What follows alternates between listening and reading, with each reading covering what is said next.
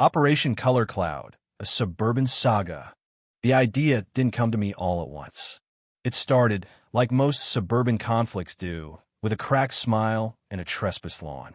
While Tom had the ground opened up for routine oration, I approached him casually with something that looked vaguely scientific in my gloved hand, a small, sealed plastic device filled with vibrantly colored powder, disguised with a sticker that read experimental soil sensor. "Hey, if you're already digging," I said with a forced chuckle, "mind popping these 6 little sensors into the soil? Just under the sod, along the path there." I tried to sound nonchalant, holding up one of the rainbow-colored traps as if it were standard gardening tech. Tom squinted at it.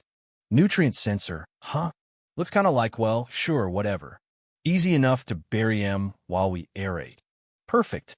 It wasn't for science. It was for Karen. Not her real name, of course, but it might as well have been. Brittany Coleman lived 2 doors down and had a habit of walking across the corner of my front lawn as if it were her God-given right. Pleasant Pines Estates didn't have front yard fences, just polite patches of grass that were supposed to represent private space.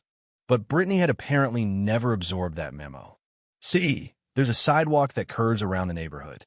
But to shave 4.7 seconds off her morning power walks, Brittany cut diagonally across my lawn in her pastel Lululemon and matching visor, stomping down my fragile Kentucky bluegrass and casually crushing the spring pansies I planted near the walkway. At first, I gave her the benefit of the doubt. Maybe she didn't realize. But when I brought it up with a friendly wave and a mild, "Hey, Brittany, mind sticking to the sidewalk? I'm trying to patch that grass," she responded with the kind of condescension only years of HOA committee meetings could breed. "Oh, Carter, don't be silly. It's just grass," she said, laughing as if I'd asked her to stop oxygen intake. She didn't stop. She doubled down. So I escalated. Phase 1. Visual deterrence. I planted a sign. A friendly, gnome-themed one that read, "Please keep off the grass." It vanished within 24 hours. I later found it in Brittany's yard waste bin, partially buried under clippings. Not broken. Not vandalized. Just removed. Phase 2. Physical barriers. I installed low, decorative wire fencing about a foot tall along the route she cut through. It looked ridiculous, I'll admit. Like my lawn had suddenly enrolled in a middle school fencing class. The next day, I watched from my window as Brittany approached, paused for exactly half a second, then raised one-toned leg and neatly stepped over it like she was stretching for a warm-up. It didn't even slow her down.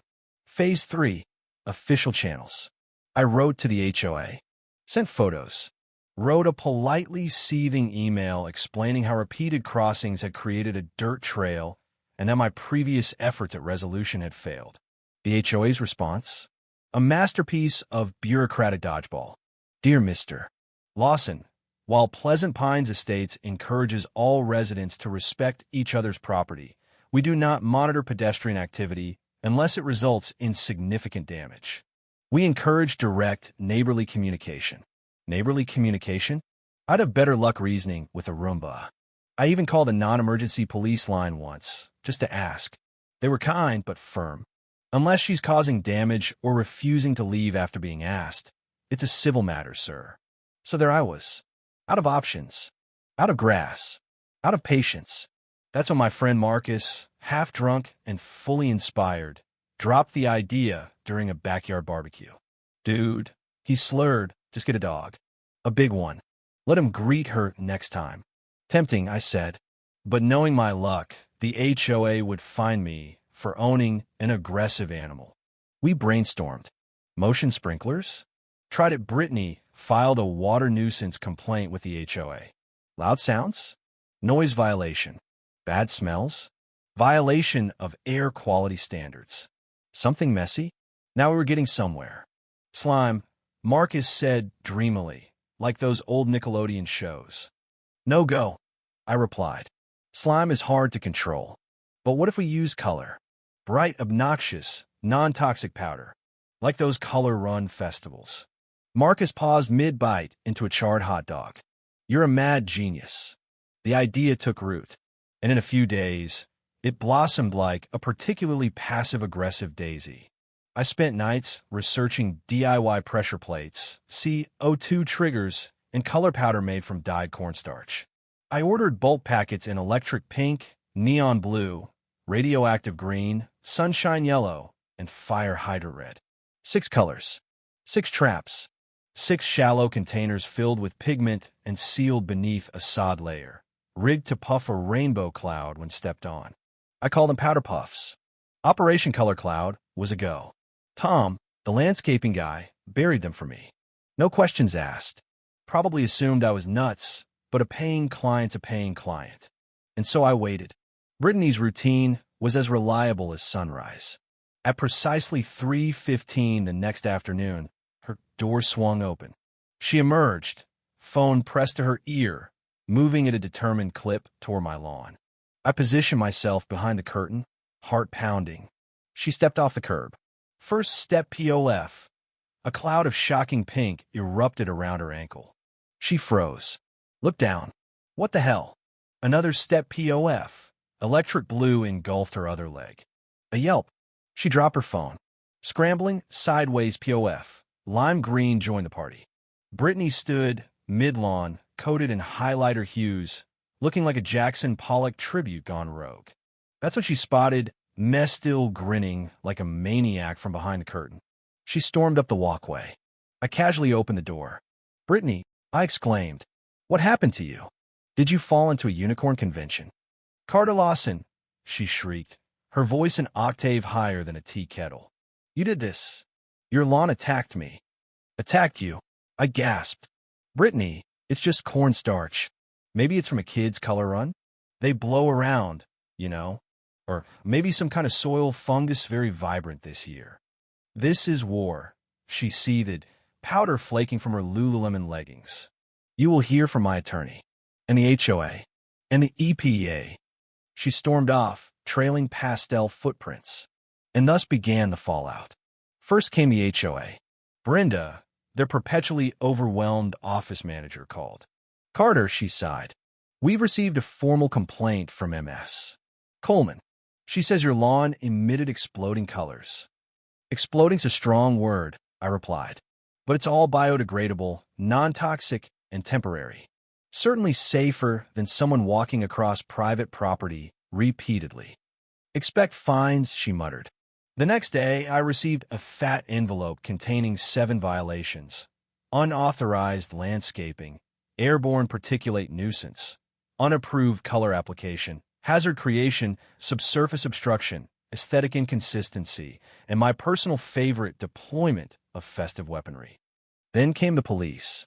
Officer Jennings, familiar by now, arrived looking exhausted. "Mr. Lawson," he said, already rubbing his temples, "your neighbor is alleging chemical assault." "It's cornstarch," I explained. "It's literally the stuff you use to thicken soup."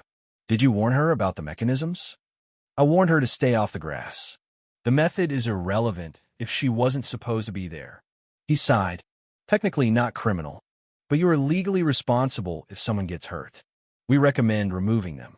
He turned to Brittany, who stood arms folded, now powder-free but still furious. "And ma'am, continued trespassing could lead to citations. Use the sidewalk." The neighborhood, of course, exploded faster than my powder traps. Kids dared each other to sprint the lawn. Parents posted on Nextdoor in all caps. "Qualified bilet ou." Brittany's lawyer sent a cease and desist, demanding damages for her shoes and emotional trauma. My lawyer replied, suggesting orthotic footwear and a better understanding of property boundaries. But Brittany? She didn't step foot on my lawn again. For 2 glorious weeks, she walked around the property line like it was electrified. The HOA demanded I remove the traps, citing utility interference and subsurface concerns. I received a notice from the city about unauthorized soil disruption. So, late one night, under the same cloak of darkness that birthed the plan, I dug them up, cleaned the containers, patched the sod, sent a polite email stating that the experimental sensors had been removed. No admission of guilt. No épalier. The HOA eventually waived the fines in exchange for my assurance that no more unauthorized rainbow defense mechanisms would be deployed. Brittany still glares at me over her organic kale hedge, but she uses the sidewalk. And my grass? It's healing. So what's the lesson? Sometimes, when logic fails, when signs are ignored, and fences are hurdled, sometimes you fight petty with petty. Brightly colored, thoroughly harmless, gloriously petty. And sometimes that's exactly what works. Now, if you'll excuse me, I have a recycling bin to rotate 5 degrees counterclockwise. HOA regulations and all.